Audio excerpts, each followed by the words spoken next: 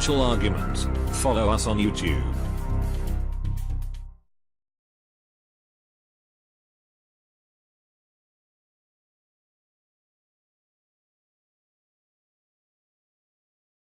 Now, what's very interesting is that as we're looking at the economy, we're following the economy, we've been reporting on the economy, we've been noticing that each economic sector is declining at its own pace, and some sectors are a lot worse than others. But what's very interesting is that most of them, I would say the majority of them, they are declining. Now, we know that the manufacturing industry, the automobile industry, has been pumped up. We know how they've been doing it. We realize what they've been doing. We know that to sell their automobiles, they're giving a huge amount of incentives. They're bringing in the subprime of subprime people, just trying to push the cars off the lot.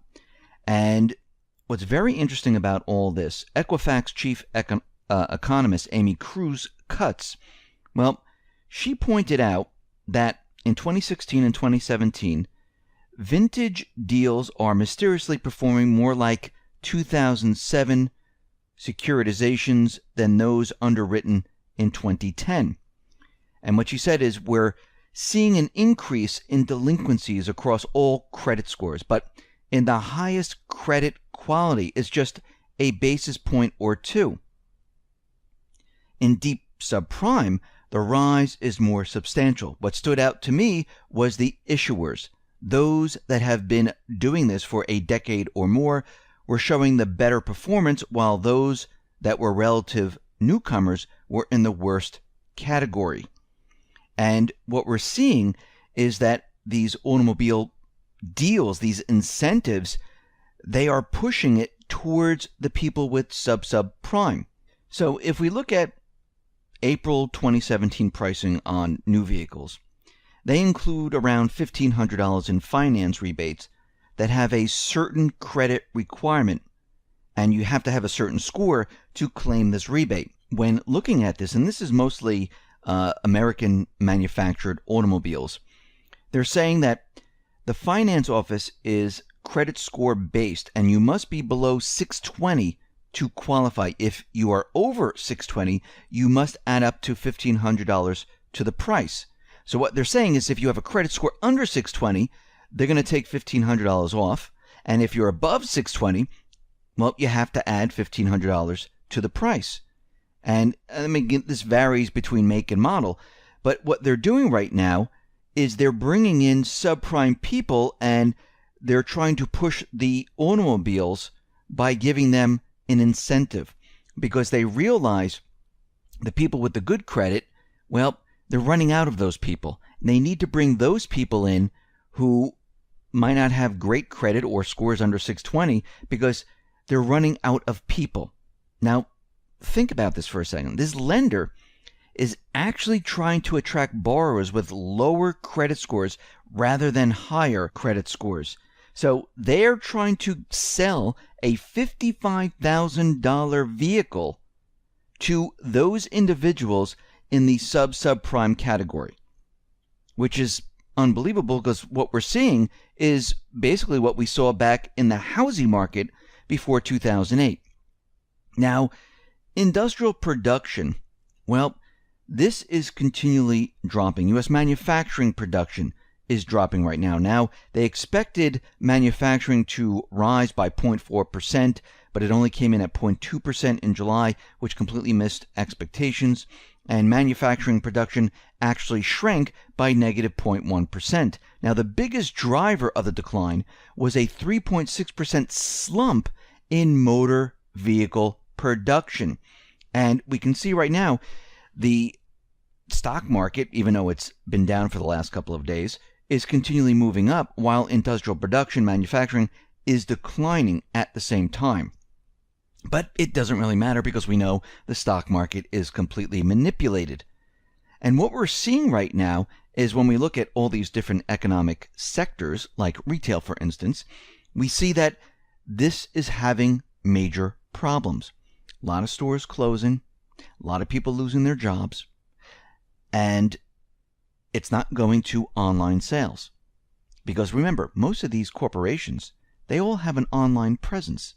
It's not like, oh, we have a brick and mortar store and we don't have an online presence. Actually, the brick and mortar stores, they have a little bit of an edge because you can order something online and actually drive over and pick it up the same day instead of waiting for the next day or 2 days to receive it in the mail.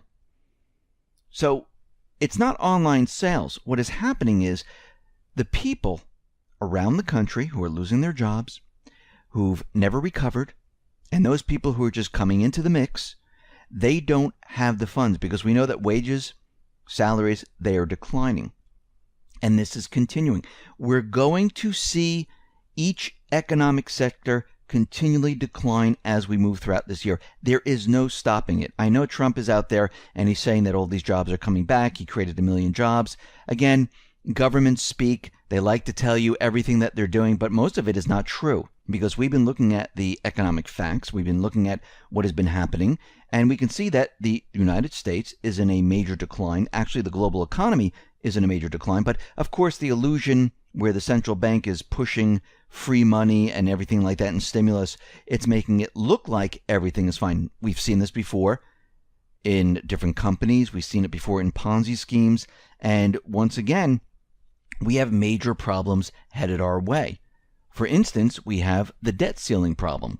That's coming up. Are they going to raise the debt ceiling? Most likely, yes. Is that going to improve anything? No. They're just going to spend more money.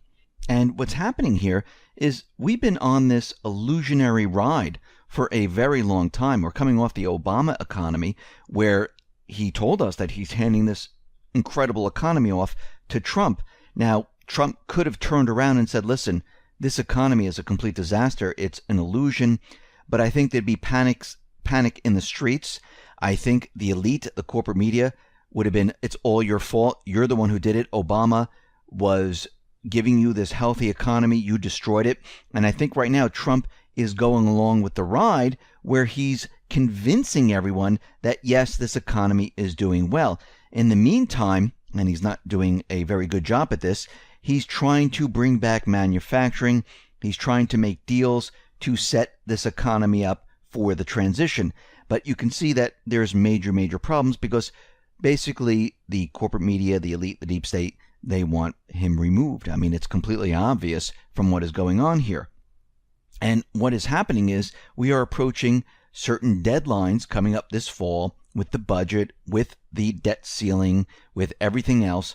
Congress is going to be coming back in after Labor Day, and we're going to see the fireworks. We're going to see a lot happening during that period of time. And we can see that the corporate media, they are primed and ready to blame everything on Trump, and I don't think they'll have any problem whatsoever when things start to really fall apart. And I think the central bank, I think those who are in power, they are prepared and ready to bring down the system and point the finger towards Trump. And I think this is exactly what's going to happen. We can see that fingers are being pointed at him right now, and the entire country right now is in complete chaos, and the corporate media and everyone else is just keeping this up. This is all building, and this will feed right into the economy. How what he's trying to do with NAFTA and everything else is completely destroying the economy, because we know that McCain and many others are out there saying, hey, do not touch NAFTA. We don't want that touched. And we know this is the elite's bread and butter. This is why they want the TPP. This is why they were pushing for all these trade deals, because it makes them a whole lot of money.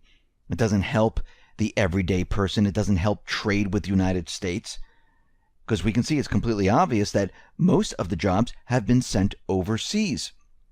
So we are heading down this path, and I think things are going to really accelerate as we enter the fall months, and as we move into the fall, the winter. It's just going to deteriorate a lot more, and it's not going to improve whatsoever.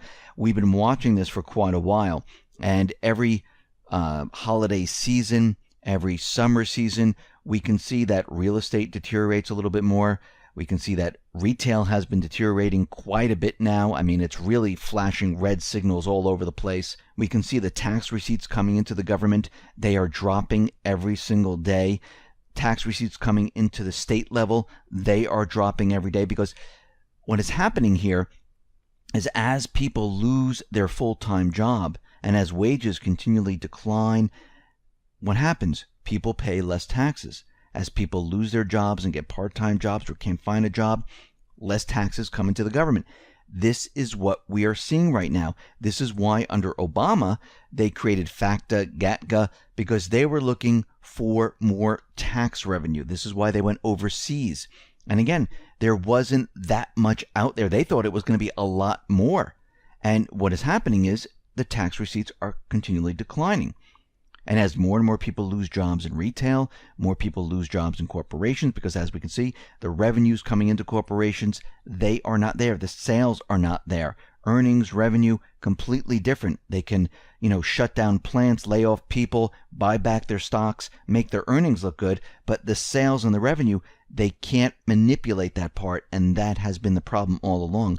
Just like the central banks cannot manipulate people into going out and spending their money. It's just completely impossible. This is why they're talking about helicopter money. This is why they're telling you, hey, why don't you take an equity line of credit from your appreciation from your real estate holdings. They're trying to do everything possible to get you out there and spend the money that you really don't have. I mean, if you take an equity line of credit, you're just borrowing money. It's not really yours. It's on paper. And if the real estate market comes down, all those people who took an equity line of credit, they're screwed. They're underwater. But they don't care about that. They want you to take out loans. This is the way their system stays alive. That's why they always report on credit. Ooh, more people are spending money. How do they know this? Because more people are using their credit cards. That doesn't mean people are spending their own money. They're borrowing money to keep the system alive. They're not looking at how much money people actually have and how much they're actually spending, because that money is really not yours. You never had it in the first place. And this is why there's many people out there paying off credit cards, because they continually go out and purchase and purchase and purchase. They reach the max on their credit cards and they can't purchase anymore, and they have to start paying it off. But with the high interest rates, it's very, very difficult. And a lot of the country, I would say the majority of the country, this is the type of shape they're in right now, where they're struggling to stay alive every single day. How long can an economy survive? It can't survive that long on this type of program, on this type of an economy. Eventually what will happen, it will break down. And this is what we're seeing. You see it in small places, like in retail. I mean, that's a sure sign that it's breaking down. When people say, something, I'm just not going to spend the money because I really don't have it anymore. I don't have the job I had before. And you see this on the front lines. The front line is retail, because 70% of our economy is made up of with people spending their funds in retail. So you are seeing the sign that the economy is in trouble. This is the sign. This is the signal to let you know we have major problems. And of course, the corporate media, the central bank, the government, they want to, basically cover this up. Like, no, there's no problem. Don't look over here. Just like we saw signs in 2008. The real estate market started to crash. That was a sign. Something was wrong. Something wrong with the subprime security investments. There was something wrong with that. People are leaving their homes. Why? These are signals. The universe is out there saying, here is the problem. I'm letting you know. Get ready. And this is what we've been seeing. This is the first signal. You're going to see many more. We've been pointing